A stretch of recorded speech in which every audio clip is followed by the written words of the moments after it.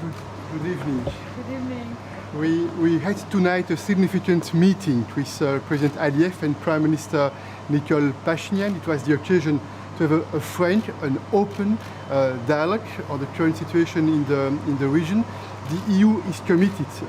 We want to play a positive, a useful role for more stability, for more security, for more prosperity in this region. We also want to support the humanitarian gestures that are needed, also in order to strengthen the confidence-building measures on both sides. We are also ready to support all the positive efforts together with other actors. We have always supported the Minsk group, and we support all the efforts that are made in order to make progress for more stability, more security. Together, we have demonstrated that direct talks are useful and are needed, even on difficult topics. Of course, there are difficult questions, there are difficult topics, but the first step, the first condition, if we want to make progress, is certainly to have the occasion to listen to each other, to understand very well what are the different opinions, what are the different views, to clarify sometimes the different arguments. I sincerely hope and I'm convinced that this meeting was extremely useful, and I'm confident that it will be possible in the short term, in the mid-term, to maintain this level of direct contact between those countries. But also, I would like to reiterate the readiness and the commitment of the EU to play his role, to play his part together with other partners, because we have a clear vision, we have clear goals. We hope that it will be possible to have more stability, more prosperity, and more security in the region. And finally, we'll have tomorrow this Eastern Partnership Summit. We intend to propose a huge financial package of investment, and we hope that it could be also a leverage in order to enhance the cooperation among the countries of this region. Did nothing to unblock any roads, any corridors, any real steps of connectivity? Were there any unblocking? You know that the last months I spoke on a very regular basis with both leaders by phone, but also I decided to travel to Yerevan and to Baku. I had one-to-one meetings with the leaders. And I understand, I know that the connectivity, the communication, this is a priority. And of course, it's important to make sure that there is a level of trust, that we clarify what are the different positions.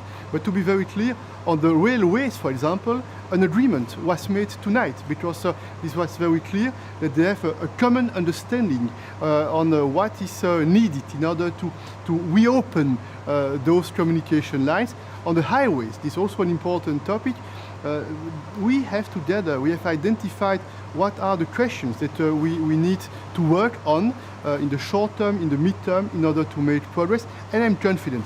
I'm really confident because even if some questions are difficult, this is not a secret, I'm confident because I think that this very long meeting, 4 hours and a half, it was a very good occasion in order to make sure that there is a mutual understanding. It doesn't mean that we agree on everything, but it means that there is a common political will to make the effort in order to have a better understanding and to see how we can strengthen the level of cooperation, and also how we can try to address the different challenges we are facing. The meeting started with the tension because President Ալիևը talked about the Zangezur corridor comparing with the Lachin one. Was this topic brought in talks, and what was the... This is always important to speak directly, because if we take into account the statements that are made through the press, of course it's important, this is the rhetoric, but it's very important to speak directly. And I'm convinced that the added value of such a meeting in person is huge. This is big, and I'm convinced after the meeting in person in Sochi, for example, this meeting today, I'm convinced will give the occasion in the near future to have other direct contacts between both leaders, which is very useful.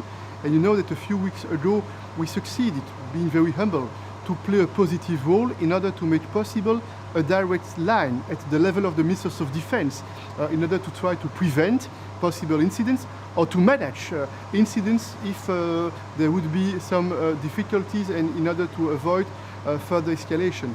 And those direct contacts at the level of the leaders, this is very important, I think, in order to maximize the chance for more stability and more security. In Azerbaijani press, there is circulation about the news that you left both leaders alone for a moment. Was it true? This is true, indeed. Was it intentionally from your part? Yeah, this is true, because I thought it was important for me to help, to support, to encourage, but it was also very important for them to have this occasion to speak directly. Agreement on sort of mutual customs checks, for example, because that's one of the things that was mentioned. For the question of the railways, there is an agreement on the principle of reciprocity with borders and customs control. This for the railway, and we discussed in depth the topic highways and the question of those infrastructures that are needed in order to improve the connectivity.